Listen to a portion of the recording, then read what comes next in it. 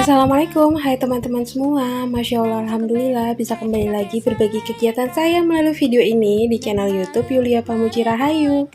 Apa kabar teman-teman semua? Semoga Allah berikan teman-teman semua dan keluarga kesehatan, dicukupkan segala kebutuhannya, dilancarkan segala urusannya. Amin. Alhamdulillah ini saya mau mulai aktivitas saya ini setelah subuh ya teman-teman. Jadi udah azan subuh terus sholat. Lanjut ini saya mau bikin bekal suami dan buat makan saya seharian. Dan untuk panci rice cookernya ini dari tadi malam udah direndam ya teman-teman biar gampang untuk nyucinya. Jadi lanjut ini sekarang mau bikin nasi ya teman-teman. Tadinya kan saya sempat nyobain ya teman-teman untuk masak hari ini terus disimpan di kulkas terus dikukus lagi gitu ya. Jadi makanan nasinya itu yang nasi dari kulkas baru dimakan gitu, tapi kayak udah keteteran aja gitu. Jadi sekarang nggak kayak gitu lagi ya teman-teman. Sekarang ya udah nasi fresh aja baru masak langsung dimakan buat hari ini gitu. Sebenarnya bagus ya teman-teman untuk ngilangin kadar gulanya, karena kan nasi itu kadar gulanya juga cukup tinggi. Dan saya juga termasuk orang yang suka makan nasi. Kalau makanan Indonesia gitu masakan gitu kalau tanpa nasi tuh rasanya hampa ya. Jadi ya udah sebenarnya sih mau ngurangin gitu ya, tapi ya udahlah dijalanin aja, insya Allah nanti berangsur-angsur, terus juga insya Allah saya juga diberikan kesehatan, amin. Cuma saya tetap berusaha ya teman-teman untuk tetap rajin olahraga. Nah sekarang sih nggak ngoyo banget untuk setiap hari, paling 2 hari sekali gitu ya teman-teman. Pokoknya dalam seminggu tuh minimal 3 kali saya olahraga. Nah olahraga saya sih nyamannya itu naik sepeda. Nah alhamdulillah punya sepeda statis yang murah meriah ya teman-teman. Nah itu tuh paling durasinya minimal tuh 20 menitan gitu ya teman-teman. Dan saya sih nggak ngoyo-ngoyo banget karena kan saya juga nggak bisa capek badannya. Dan memang sih teman-teman harus banget olahraga, karena kan saya tuh dulu kan waktu kerja kantoran kan ada aktivitas ngejar kereta, terus berdiri, pokoknya banyak banget hal-hal yang pakai fisik gitu ya teman-teman, dan energi saya tuh banyak kebuang gitu.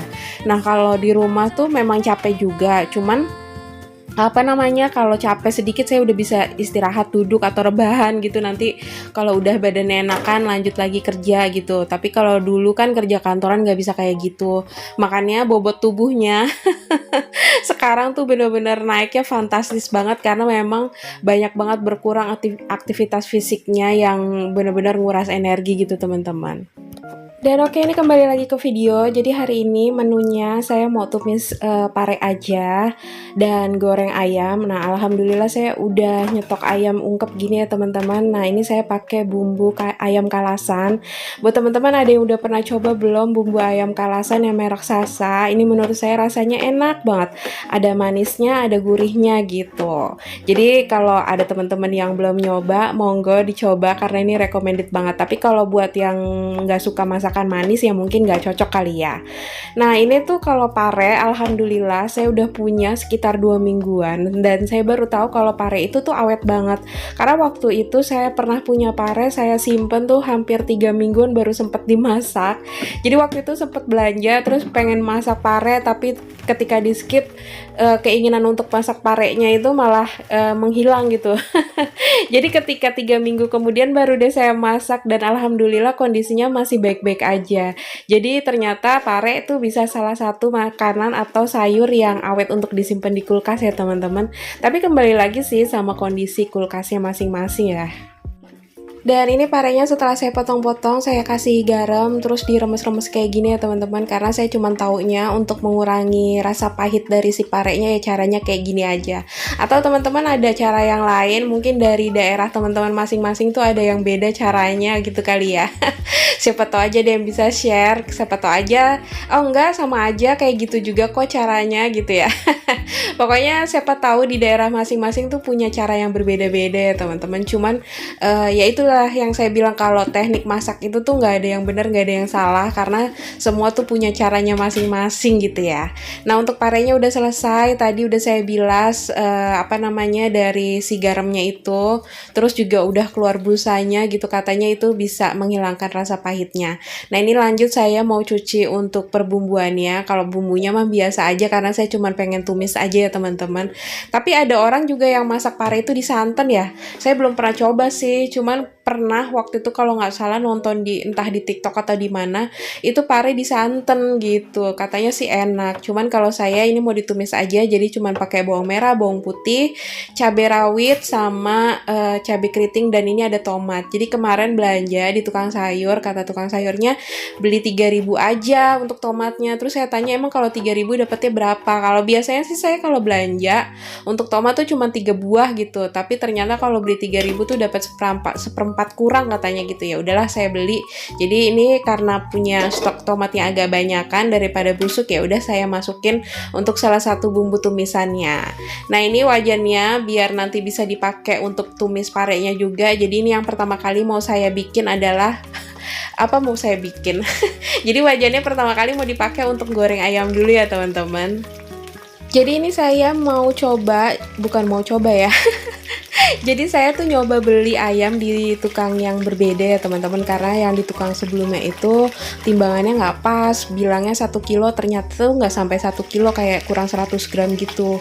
Nah ini saya beli di tukang yang berbeda, alhamdulillah ketika saya beli itu timbangannya pas ya teman-teman, malah lebih sekitar 40 graman gitu, karena emang waktu saya ngelihat dia nimbang tuh timbangannya mantep banget.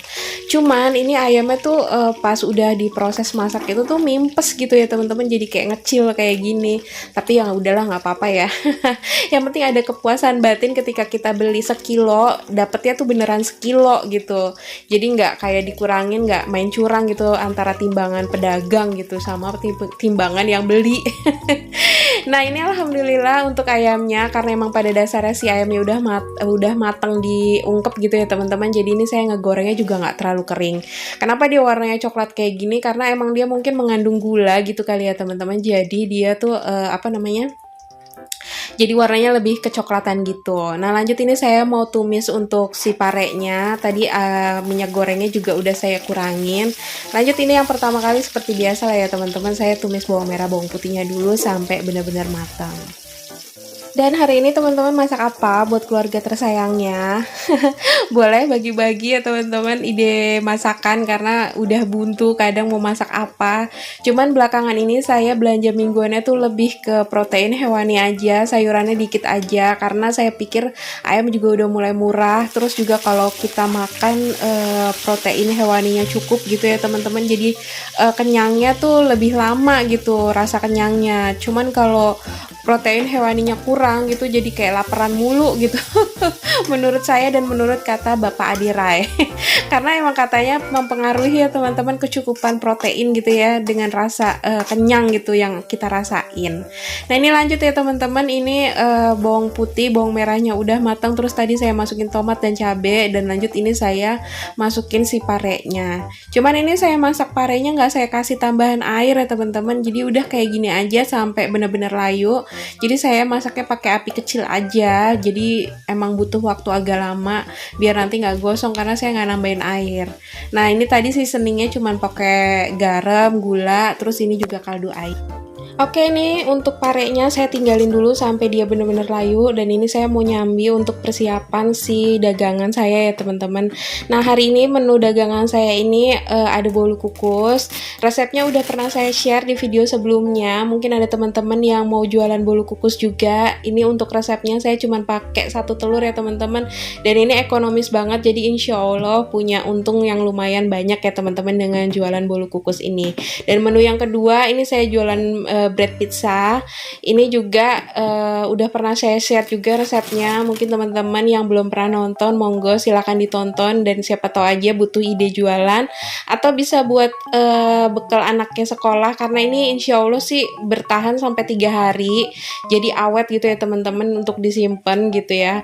Jadi bisa buat bekal, bisa juga buat menu jualan gitu.